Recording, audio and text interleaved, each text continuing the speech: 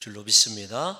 우리는 지난 시간에 동성애가 만연한 소돔 사람들의 실상과 말씀으로 사는 법을 훈련받지 못하여 하나님의 심판의 말씀을 듣고도 지체하면서 머뭇거리는 롯에 관하여 살펴보았습니다. 결국 소돔과 고모라는 죄 때문에 하나님께 멸망을 당하게 되었습니다. 오늘 본문은 죄 때문에 멸망당하는 소돔 이야기의 죄와 멸망 사이에 하나님께서 자비로 구원하시는 롯의 이야기가 삽입되어 있는 형국입니다. 그리고 이 롯의 이야기를 통해서 우리는 좀 더 구체적으로 롯이 하나님의 심판의 경고에 대하여 어떻게 반응하고 있는지, 또 어떻게 구원을 받게 되었는지를 자세하게 우리가 살펴보게 될 것입니다. 특별히 하나님의 의도와 롯의 의도가 어긋나게 되었을 때 그 결과가 어떻게 롯의 인생에 영향을 미치는지까지 우리가 살펴보게 될 터인데요. 사랑하는 성도 여러분들과 제가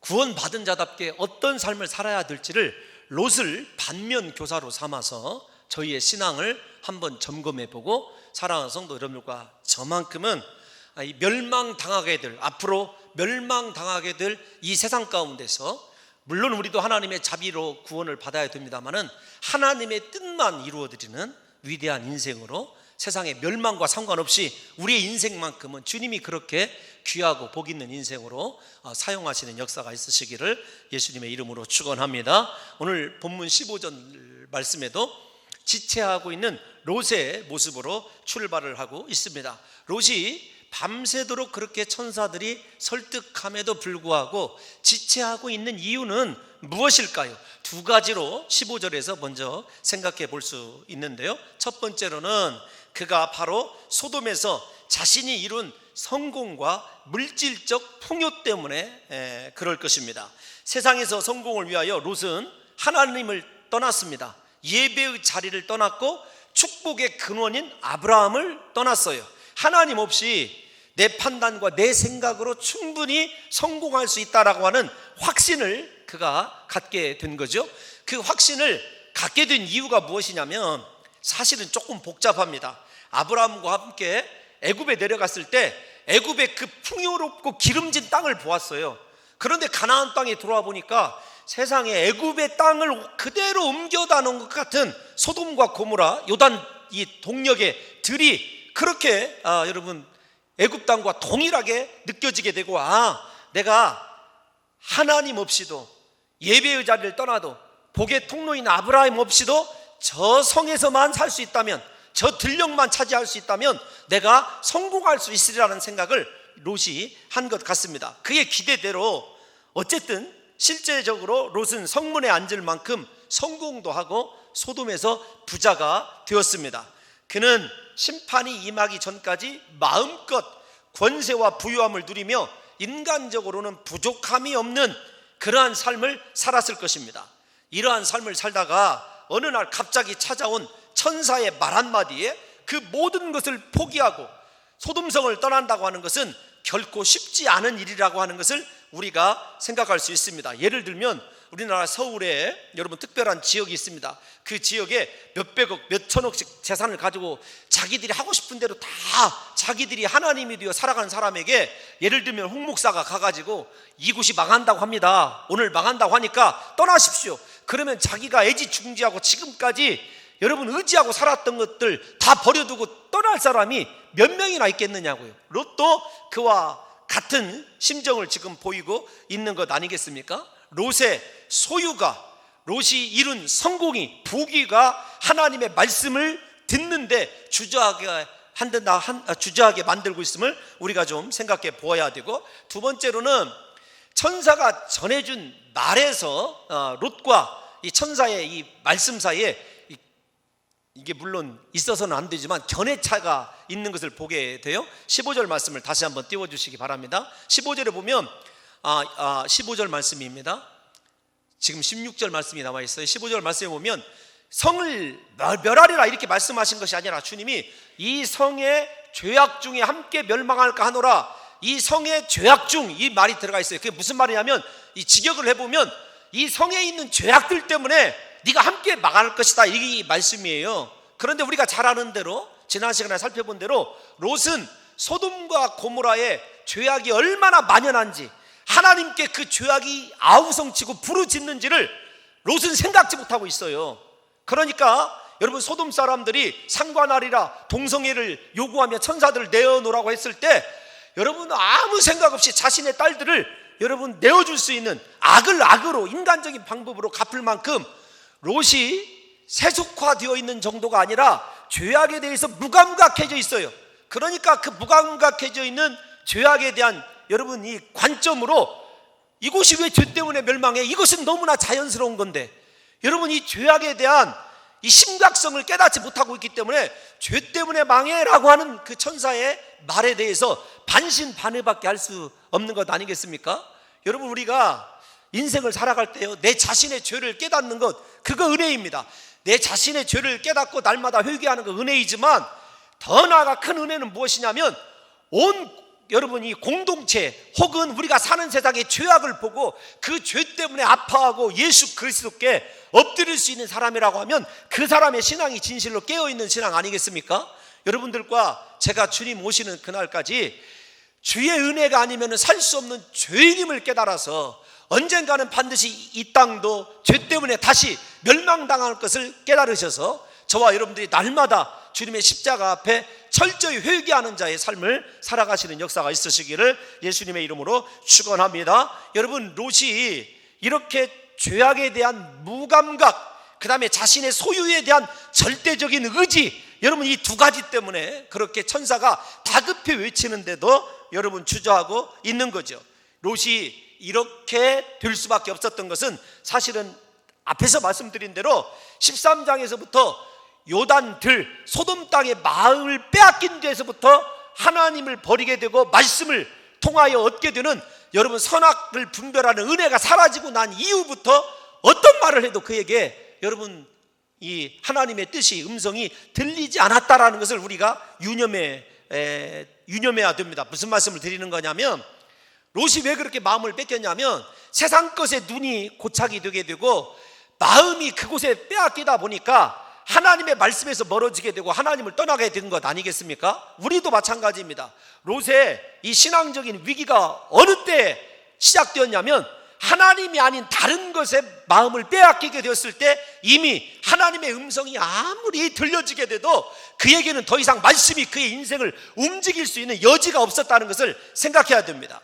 사랑하는 성도 여러분들과 저도 마찬가지예요. 세상이 좋아지고 세상의 물질이 혹은 세상의 쾌락이 우리의 마음을 빼앗아가지 않도록 날마다 우리의 마음속에 말씀을 사모하고 하나님만 바라보고 하나님 쫓아갈 수 있는 준비가 되어 있어야 돼요. 그래야 주님이 우리에게 세미한 음성을 들려주실 때 그 말씀에 즉각적으로 반응할 수 있는 거거든요. 마귀가 왜 우리를 하나님이 아닌 다른 곳에 마음을 빼앗기게 하냐면 바로 하나님의 이 말씀에 반응하지 못하도록 하는 거예요. 사랑하는 성도 여러분들이 한 주간 동안 세상에 살면서 혹시 마음을 빼앗긴 것이 있다고 한다면 이 시간에 철저히 돌이키시고 나의 죄를 위하여 십자가에 못 박혀 죽으신 예수님께 우리의 시야를, 우리의 시간을 여러분 다 드리고 고정하는 역사가 있으시기를 예수님의 이름으로 축원합니다. 여러분, 이 롯의 인생에 이렇게 위기가 봉착하게 된 건 한 가지입니다. 하나님 없이 성공할 수 있다, 내 생각과 내 판단대로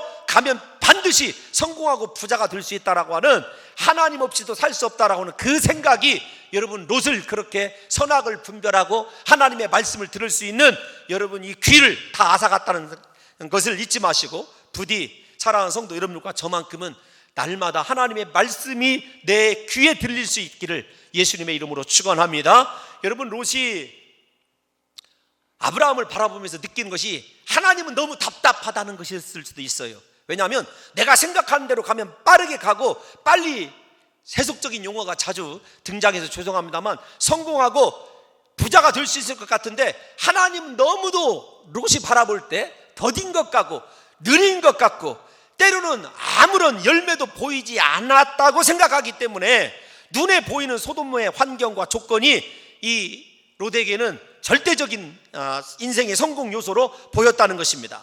신앙이 세속화되고요, 우리의 생각이 하나님은 너무나 더디거나 보이지 않는다고 생각되는 그때가 우리에게 위기예요. 우리는 더딘 것 같아도, 여러분 아무런 역사가 일어나는 것 같지 않아도 하나님께 속하여 하나님이 주신 그 길을 한 발자국 한 발자국 걸어가게 되면은 나도 모르게 어느새 우리가 축복의 사람들로 하나님께 쓰임받는 역사가 일어나게 될 줄로 믿습니다. 롯이 하나님의 의도보다도 자신의 생각을 쫓아간 것이 그렇게 하나님의 말씀에 반응하지 못하게 된 결정적인 요인이 된 것이죠. 그런데도 불구하고 오늘 본문을 보게 되면 하나님께서 롯에게 마지막 사명을 주십니다. 첫 번째 롯에게 주신 사명은 어떤 것이냐면, 마지막 사명 가운데 첫 번째 주신 사명은 가족들을 이끌어내라는 것입니다. 우리가 15절 말씀을 다시 한번 읽어보겠습니다. 15절 말씀 보면 시작. 동틀 때 천사가 롯을 재촉하여 이르되 일어나 여기 있는 내 아내와 두 딸을 이끌어내라. 잠깐만요. 하나님이 직접 이끌어낼 수도 있습니다. 그러나 세상 때문에 주저앉아 있고 여러분 성공과 부귀에 발목이 잡혀 있는 롯에게 하나님이 말씀하시는 것이 무엇이냐면 일어나라는 거예요. 너 일어나라. 지금 그 좌절하고 있고 낙망하고 있는 그 자리에서 일어나라는 거예요. 네가 일어나야 네 가족이 살 수 있다는 것 아니겠습니까? 이제 가족을 구원해야 될 책임이 롯에게 있는 거예요. 롯이 여호와의 말씀에 즉각적으로 반응하여 일어나서 그들을 구원해내야 되는 것입니다. 하나님께서 롯 이야기가 많이 언급되어 있지 않기 때문에 그런지도 모르지만은 롯에게 마지막 주신 사명이 어떤 사명이냐면 네 가족이라도 네가 일어나서 구원시키라는 거예요. 롯에게 가족 구원의 위임을 맡기신 거죠. 그런데도 롯이 지체하고 주저하고 있습니다. 우리가 잘 아는 대로 천사들이 각각 손을 잡고 모든 가족들을 성 밖으로 이끌어내는 장면까지 생각해 보면 구원받음에 있어서 롯이 한 일은 아무것도 없습니다. 오직 하나님의 은혜죠, 자비죠. 어쩌면 우리도 똑같이 우리가 구원받게 된 것, 우리가 한 일 아무것도 없습니다. 오직 주님의 자비와 십자가 은혜 때문인 줄로 믿습니다. 그러함에도 불구하고 주님의 은혜로 구원받은 우리에게도 최소한 우리 가족들을 구원시킬 수 있는 신앙의 사명이 주어졌다는 것을 생각한다면 사랑하는 성도 여러분들이 지금의 자리에서 일어나셔서 말씀을 향하여 서시는 귀한 역사가 있으시기를 예수님의 이름으로 축원합니다. 왜 일어나지 못하고 있느냐? 왜 롯마저도 천사가 손을 잡아 이끌어내야 되냐면 하나님 말씀에 대한, 앞에서 지금까지 여러분들에게 설명해드린 대로 말씀에 대한 확신이 없기 때문에 그런 것 아니겠습니까? 롯과는 전혀 반대되는 여러분 예를 우리가 하나 찾아볼 수가 있어요. 롯과는 반대되게 자기 스스로 하나님을 확신하고 온 가족을 구원한 사람 이야기가 나오는데 그 사람이 누구냐면 여호수아에 나오는 기생인 천한 여종인 라합입니다. 여러분 라합을 생각해 보십시오. 라합은 이스라엘의 정탐꾼을 숨겨줍니다. 라합이 숨겨줄 때 정탐꾼들에게 하는 신앙의 고백을 들어보면 그는 여리고성이 멸망할 줄 확신하고 있었어요. 뿐만 아닙니다. 이미 이스라엘 백성들이 강을 건너기 전부터 이스라엘 백성들과 함께 하시는 하나님의 능력을 보았다고 여러분 기생 라합이 고백하고 있어요. 두 가지예요. 하나님의 말씀대로 반드시 그렇게 외벽과 내벽으로 튼튼하게 쌓여져 있어서 소돔성과는 비교가 안 됩니다.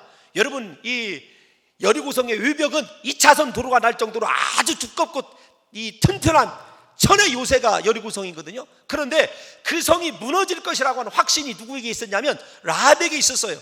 확신이 있으니까 붉은 줄을 매달고 정탐꾼들과 언약을 여러분 맺었지 않습니까? 그래서 붉은 줄 아래에 있는 너희 집에 있는 생명은 절대로 해하지 않으리라 이렇게 말씀하니까 기생 라합만 구원받은 거 아닙니다. 그가 온 가족들을 다 자기 집으로 붉은 줄 십자가 아래로 다 불러 모아서 구원을 받게 하는 예가 성경에 나와 있어요.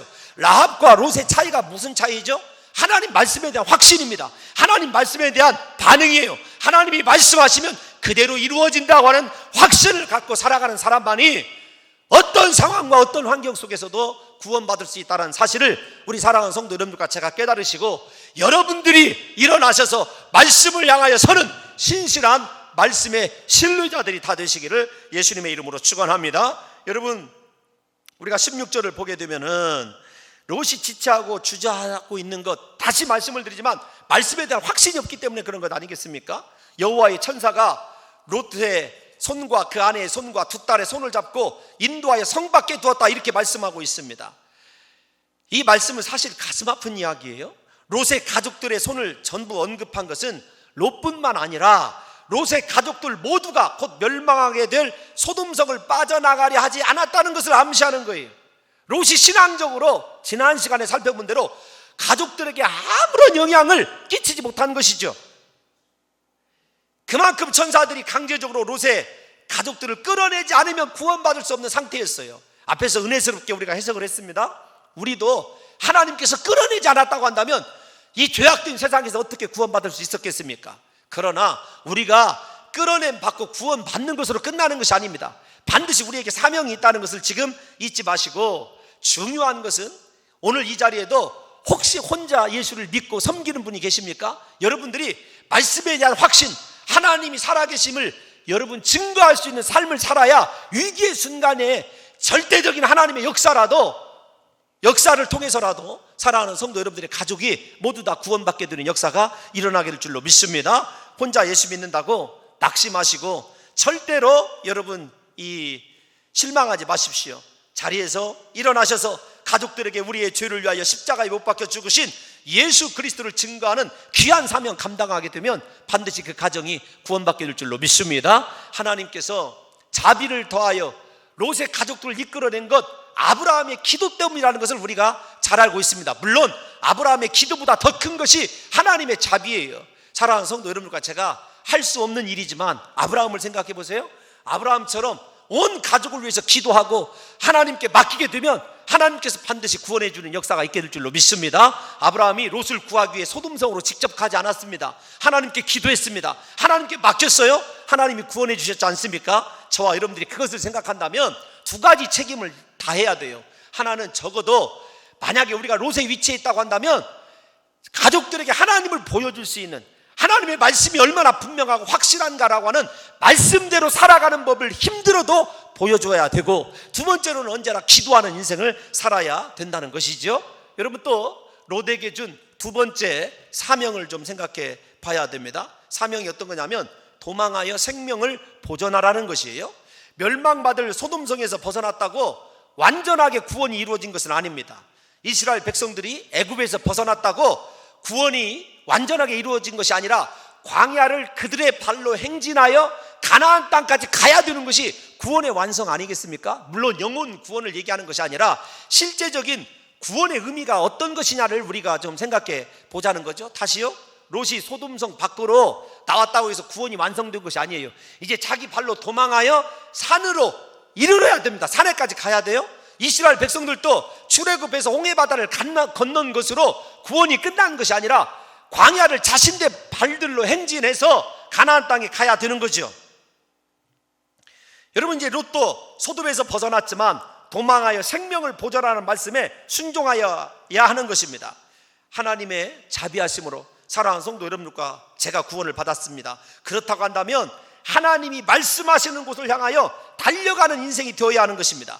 멸망받은 세상에서 벗어나 하나님이 원하시는 곳에 있게 되는 것이 구원의 진정한 의미 아니겠습니까? 다시 말씀드리면 구원받은 생명의 보존은 멸망받을 세상과 멀어지면 멀어질수록 좋습니다. 무슨 말이냐면 여러분들이 뛰쳐나온 세상과 멀어진 삶을 사는 것이 하나님의 뜻을 이루어드릴 수 있는 여러분 지름길이라는 사실을 깨달으셔서 부디 예수 믿는 자답게 세상 것들과 멀어지고 하나님과만 가까워지는 역사가 있으시기를 예수님의 이름으로 축원합니다. 그러면서 하나님께서 두 가지 또 명령을 주십니다. 하나는 절대로 뒤를 돌아보지 말라는 것입니다. 뒤돌아보다가 소금 기둥이 된 롯의 아내, 여러분 잘 알고 있지 않습니까? 신앙은 언제나 말씀을 향하여 달려가는 것입니다.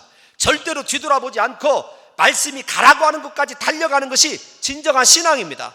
하나님께서는 출애굽한 이스라엘 백성들이 지난 애굽에서의 삶을 그리워하고 돌아가려고 하는 것을 제일로 싫어하셨습니다. 이제 홍해바다를 건너 애굽을 떠나왔다면 절대로 애굽을 뒤돌아봐서는 안 되는 거예요. 뒤돌아보게 되면 마음이 빼앗기게 돼 있는 것 아니겠습니까? 저와 여러분들도 마찬가지입니다. 이제 세례받고 홍해바다를 건넌 인생이 되었다고 한다면 지난날의 세상의 것 바라봐서는 안 돼요. 바라보면 마음이 빼앗기게 되어 있어요. 우리 마음에 갈등이 생기게 되어 있다는 거죠. 다시 말씀을 드립니다. 예수 믿기 전에 과거의 삶을 돌아보지 말라는 거예요. 과거의 삶으로 돌아가지 말라는 것입니다. 이전에 즐기던 세상의 모든 것을 끊어버리라는 거죠. 오직 십자가를 바라보고 하나님이 주신 신앙의 표대를 향하여 나가야 하는 것이 우리의 진정한 영적인 사명이라는 것입니다. 사랑하는 성도 여러분, 지난날의 죄악으로 가득한 우리의 삶이 아닌 나의 죄를 위하여 십자가에 못 박혀 죽으신 주님만을 바라보시고 끝까지 전진하시는 역사가 있으시기를 예수님의 이름으로 축원합니다. 여러분들이 예수 믿고 하나님의 선한 사명을 감당하는 사람이 되었다고 한다면 세상 것을 끊어버리는 것이 최고의 여러분 하나님에 대한 이 감격이고 은혜에 감사하는 삶의 태도인 거죠. 신약 성경을 바라보게 되면 자신의 뒤를 돌아보다가 실패한 사람 이야기가 나옵니다. 바로 바울의 동역자 데마 이야기입니다. 이 데마 이야기인데 빌레모서 1장 24절을 보게 되면 데마를 향하여 사도 바울은 이렇게 얘기합니다. 또한 나의 동역자 마가, 아리스다고, 데마, 누가가 문안하느니라. 여러분, 동역자 그 뜻은 아무에게나 쓰는 것이 아닙니다. 어떤 단어냐면 생명을 함께 소유하면서 서로를 위해서 죽을 수 있고 고난을 함께 받는 그 사람들에게만 동역자라고는 헬라어가 쓰여요. 그러니까 사도 바울이 빌레모서 1장에 보면 데마라고 하는 사람이 여러분 얼마나 귀한 생명을 함께 나눌 수 있는 동역자인지 몰라요. 그런데 그가 여러분 또 하나 위치를 보십시오. 마가나 누가처럼 복음서를 기록할 만한 사람들의 위치에 있었던 사람이에요. 그런데 그가 세상으로 돌아가 버린 사건이 일어나게 됩니다. 디모데후서 4장 10절을 보겠습니다. 시작. 데마는 이 세상을 사랑하여 나를 버리고 데살로니가로 갔고 그레스게는 갈라디아로, 디도는 달마디아로 갔고. 여러분, 세상을 사랑하여 무슨 말이죠? 지난날에 떠나왔던 그 세상을 뒤돌아보고 사랑하게 되니까 사명도 버리게 되고 예수 그리스도도 버리게 되고 동역자도 버리게 되는 것 아니겠습니까? 사람은 그래서 무엇을 바라보느냐가 굉장히 중요한 거죠. 말씀을 바라보고 하나님이 가라고 한 것, 그곳을 바라보고 나간 사람들은 다 살았습니다.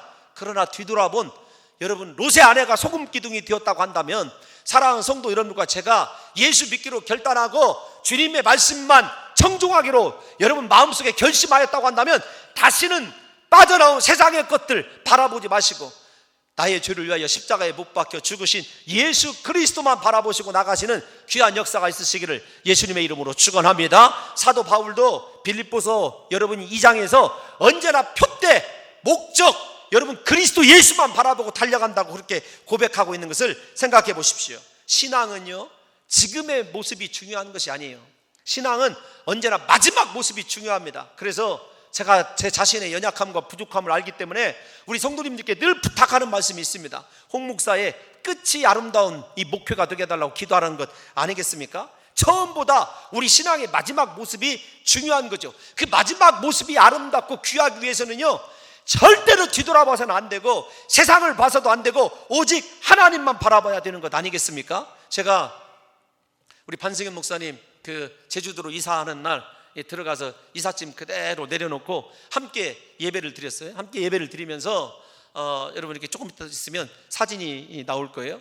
찬송을 두 곡을 불렀습니다. 내 구주 예수를 더욱 사랑, 날마다 예수님을 더욱 사랑하는, 날마다 사랑이 예수님을 향한 사랑이 더 깊어져야 되고, 두 번째 여러분 우리가 부른 찬송이 십자가를 질 수 있나예요. 우리 함께 십자가를 지자는 것이었고, 제가 설교 본문은 세례 요한 이야기를 했습니다. 구역 리더 때 이 훈련 때 제가 세례 요한 이야기를 가지고 제 나름대로 은혜를 받았어요. 지금의 모습이 중요한 것이 아니라 세례 요한은요 제사장 가문을 버렸습니다. 제사장에게 세속되는 토지를 버리고 어디에서 살았냐면 빈들 광야에서 살았습니다.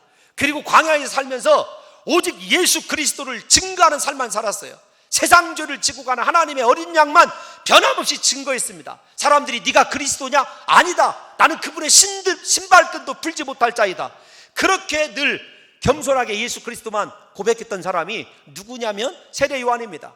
여러분 한순간이라도 명예를 돌아볼 수 있고 세상을 돌아볼 수 있는 기회가 있었음에도 불구하고 세례 요한은 예수 그리스도만 바라본 거예요. 그리고 마지막에 예수 그리스도에게 2명밖에 남지 않은 제자들 보내고 감옥에 들어가서 이제 목이 잘려서 죽게 되는 순교자가 되는 것이 세례 요한의 삶 아닙니까? 저와 우리 반 목사님의 삶이 앞으로 하나님께서 어떻게 축복해 주시든지 오직 예수 그리스도 바라보고 그분만을 증거하고 우리의 마지막 모습이 예수님이 원하신다고 한다면 목숨까지라도 주님 앞에 드릴 수 있는 인생이 되었으면 좋겠다. 그게 제주도 선교지에서 우리 교회에서 마련한 조그마한 아파트지만 함께 처음으로 예배를 드리는 곳에서 여러분 말씀으로 그렇게 나눴던 말씀이 그거예요. 사랑하는 성도 여러분, 저 자신도 뒤돌아볼 세상이 많이 있습니다. 그러나 언제나 주님은 앞으로 전진을 하기 위해서 뒤돌아보지 말고 과거에 얽매이지 말고 하나님을 향하여 서기를 원하신다는 사실을 깨달으셔서 저와 여러분들만큼은 오직 예수님 바라보시고 주님이 이끄시는 대로 절대로 뒤돌아보지 마시고 한 발자국 한 발자국 십자가의 길을 걸어갈 수 있는 귀한 성도들이 되시기를 예수님의 이름으로 축원합니다. 여러분, 또 하나 중요한 것이 있습니다. 어떤 거냐면 들에 머무르지 말라는 것이에요. 16절 다시 한번 띄워주십시오. 중요한 말씀입니다. 17절입니다. 죄송합니다. 17절 생명을 보존하라 명령 속에 돌아보지 말아라. 그 다음에 들에 머물지 말고 이렇게 얘기합니다. 특정 지역을 얘기합니다. 들에 머물지 말아라. 물론 소돔성이 커다란 평야, 오늘날로 얘기하면 들에 여러분이 감싸져 있기 때문에 그 중간에 멈춰 서지 말아라 그렇게 봐도 됩니다. 그런데 사실은 성경이 그렇게 여러분 이 두리뭉실한 얘기를 할 리가 없죠. 롯에게 최고의 약점은 무엇이냐면 들이었어요. 들. 우리가 요단강 동력 들을 바라보았던 창세기 13장에 롯을 생각해 보십시오. 롯의 마음을 다른 것이 빼앗아가지 않습니다. 들이 빼앗아갔어요. 평생을 가축에 여러분 이 매여서 목축을 하며 살아가는 롯에게 들만큼 마음을 빼앗기기 쉬운 것이 없죠. 그런데 하나님께서는 가축만 알고 살아오고 들만 알고 살아온 롯에게 들을 머무르지 말고 산으로 가라는 거예요. 정반대의 삶을 하나님이 지금 롯에게 사명으로 주신 거예요. 하나님은 산으로 가라는 것이고 절대로 들에 머무르지 말라는 거죠. 그 두 개를 조금 이따 설명을 해드리는데, 여러분 롯이 집착하는 롯의 신앙의 약점이 바로 들이라는 거예요. 롯의 마음을 몽땅 빼앗아가는 것이 들이에요. 도망하여 생명을 보존하기 위하여 롯에게 마지막 걸림돌 되는 것이 롯의 최대의 약점이 들이라는 것을 하나님이 경고하고 계신 거예요. 여러분들이 신앙생활 하는데 최대의 약점은 무엇입니까? 은혜롭게 신앙생활 하다가 주로 무엇에 걸려서 넘어지십니까? 저에게도 롯의 들과 같은 것이 많이 있습니다. 여러분 자존심일 수도 있고 여러분 제 속에 있는 혈기일 수도 있고 많은 것이 있을 수 있죠. 그런데 중요한 것은 이것을 극복하지 못하면 하나님이 은혜로 베풀어 주신 구원의 의미가 퇴색할 수밖에 없다는 것입니다.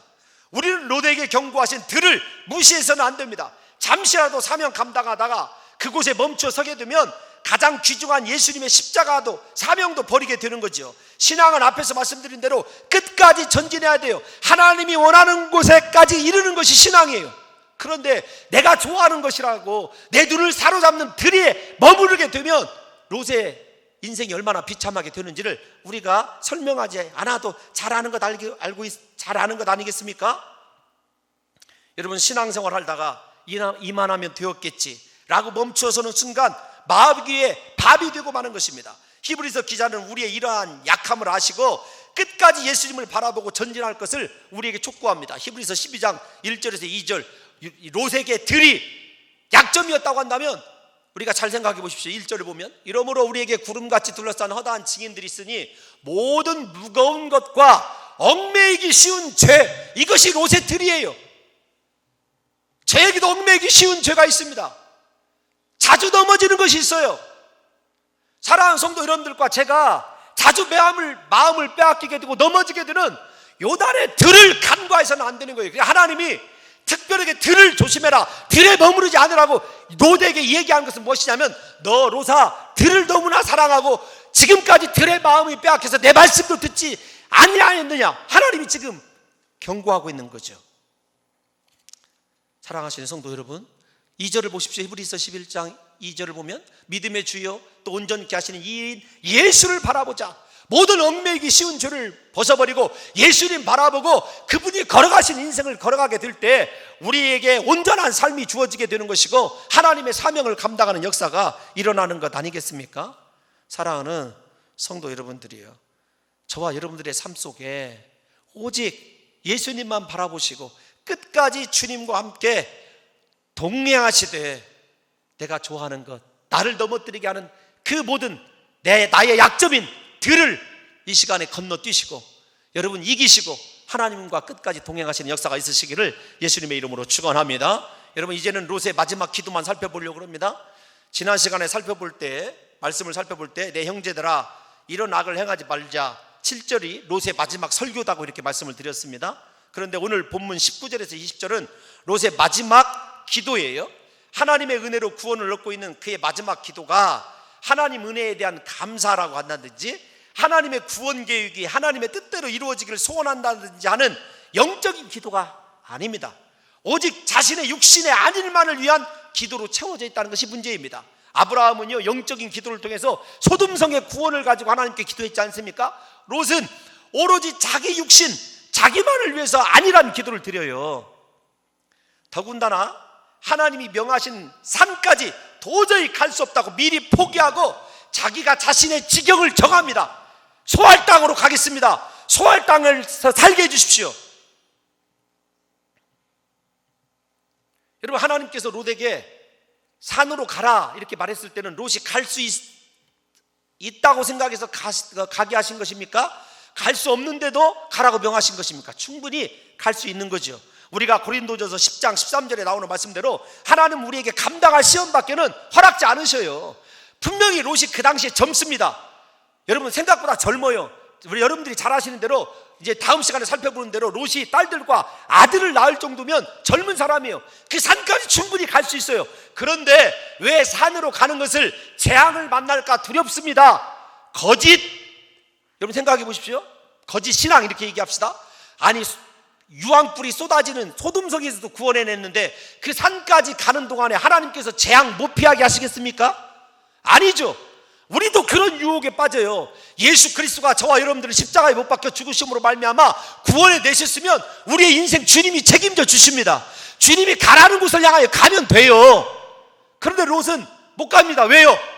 소돔에 대한 미련. 두 번째로는 자기는요 목축하는 사람이에요. 하나님의 말씀이 있는 산으로 가면은 절대로 인생 재기할 수 없다고 생각하는 겁니다. 나는 들에 있어야 돼요. 평야에 있어야 됩니다. 그래야 내가 잘하는 목축을 통해서 다시 한번 인생 재기를 꿈꾸는 거예요.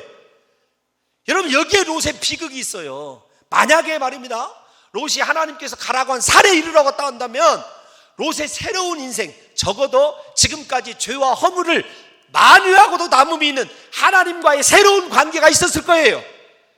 여러분 신앙생활 하다가 우리가 잘 알아야 될 것이 있습니다.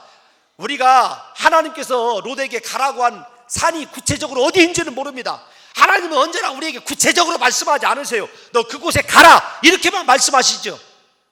나중에 22장에 가면 아브라함의 유명한 신앙이 나오지 않습니까? 너 이 독자 이삭을 바쳐라. 이삭을 데리고 갑니다. 죄송합니다. 이삭이 아버지 불도 있고 다 있는데 재물은 어린 양은 어디 있습니까? 하나님께서 예비하시리라. 여러분 이게 우리의 신앙이어야 됩니다. 하나님은 홍 목사에게도 마찬가지입니다. 너 몇 년 몇 월 며칠에 너에게 어떻게 역사할 거다 그런 거 없어요. 너 가라, 성전 건축하라, 뭐 하라. 여러분 가다 보면 하나님이 역사하시고 하나님이 일하시는 거지. 롯과 같이 미리 나를 구원해 주시고 생명까지 주신 주님의 은혜를 여러분 부정하는, 내가 가다가 재앙을 만날까 두려워합니다. 여러분 이런 불신앙을 보이는 성도들이 얼마나 많은지 몰라요. 그러면서 하나님의 능력을 의지하는 것이 아니라 내 장점을 보죠. 내게 있는 재주를 보죠. 내게 있는 환경을 보죠. 그거 있으면, 내가 이 들에 머물러 있으면 이 재앙이 끝나고 난 이후에 나는 반드시 재기할 것이다. 아닙니다. 소알로 하나님께서 허락해 주십니다. 피해 가도록 합니다. 그런데 소알에서 그가 성공하느냐 재기하느냐? 아닙니다. 나중에 소알서 어디로 밀려나냐면 산속 동굴로 밀려나서 동굴에서 마지막 삶을 살다가 비참하게 롯의 인생이 끝이 납니다. 여러분 말씀 없이 여러분의 능력과 여러분의 재주로 재기할 수 있다? 천만의 말씀입니다. 롯의 인생을 통해서 우리가 깨달아야 되는 것이 그것이에요. 내가 아직 보이지 않아도 알 수 없어도 모든 것이 척박하고 내가 전혀 사례를 한 번도 살아본 적이 없어도 하나님이 가라고 하면 그곳에 이르면 하나님의 은혜와 하나님의 방법과 하나님의 능력이 우리의 삶을 새롭게 축복해 줄 줄로 믿습니다. 이것이 신앙이에요. 신앙. 여러분들도 저도 때로는 롯처럼 기도할 때 많이 있지 않습니까? 내가 다 정해놓습니다. 하나님이 원하시는 그 산인데 이 길로 가면 살 것 같고 이 길로 가면 앞에서 말씀드린 대로 내 능력으로 한번 해볼 것 같아요. 그래서 그거 정해놓고 기도하지 않습니까? 하나님 이것 주세요. 차라리 여러분 그렇게 내 생각이, 내 판단이 앞서갈 때가 되거든요. 우리 주기도문 지금 오후에 강해 때 배우지 않습니까? 뭐라고 기도하시냐면 차라리 하나님 뜻이 하늘에서 이루어지는 것 같이 이 땅에서도 이루어지게 하여 주옵소서. 그 기도를 드리세요. 차라리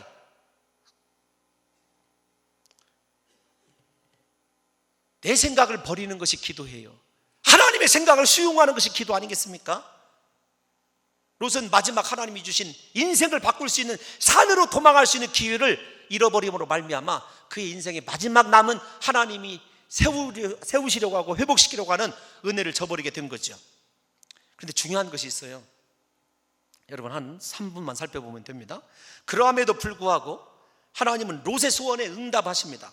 그가 그에게 이르되 21절에 보면 내가 이 일에도 내 소원을 들었은즉 내가 말하는 그 성읍을 멸하지 아니하리라. 일단 하나님이 롯 한 사람 때문에 우리가 잘 아는 대로 심판의 지경을 바꾸셔요. 롯이 참 얼마나 그 귀한 은혜를 받고 있는지 몰라요.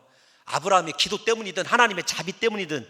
여러분 또 하나 더 생각해야 될 것이 어떤 거냐면 이 일에도 내 소원을 들었다, 이 말 속에는 하나님의 아쉬움이 들어있는 거예요. 내가 이런 기도도 들어주는데 네가 다른 것을 구하고 내 뜻이 이루어지기를 구하고 하나님의 영을 구하는 기도를 했다고 한다면 하나님이 얼마나 기뻐하시겠습니까? 여러분 우리 육신적인 기도 이 시간에 다 내려놓아야 됩니다. 내 생각에 얽매여 있고 내 계획에 여러분 사로잡혀 있는 거 지금 포기할 때 하나님이 원하시는 산이 보이게 되고 그 산지에 이르게 되면 하나님께서 예비하신 은혜와 축복을 받는다니까요. 내가 이 일에도 내 기도를, 내가 이 일에도 내 소원을 들었은즉 다른 것은 얼마나 더 들어줬겠느냐는 말씀이죠. 부디 오늘 이 시간에 사랑하는 성도 여러분과 제가 아브라함의 기도도 들어주셨는데 롯처럼 부족한 사람의 기도도 들어주시고 이 일에도 소원을 들어주시는 하나님이 우리의 기도에는 얼마나 더 잘 들어주시고 응답해 주시겠습니까? 부디 하나님 앞에 내 생각 내려놓고 하나님의 뜻을 구하며 내 인생 가운데 내 뜻이 아니라 하나님의 뜻만 이루어지기를 날마다 기도하시게 되면 그곳에서 하나님의 살아 역사하시는 놀라운 능력을 경험하게 될 줄로 믿습니다. 내가 정하고 내가 시작하고 내가 계획한 일에는요 절대로 하나님이 역사하지 않습니다.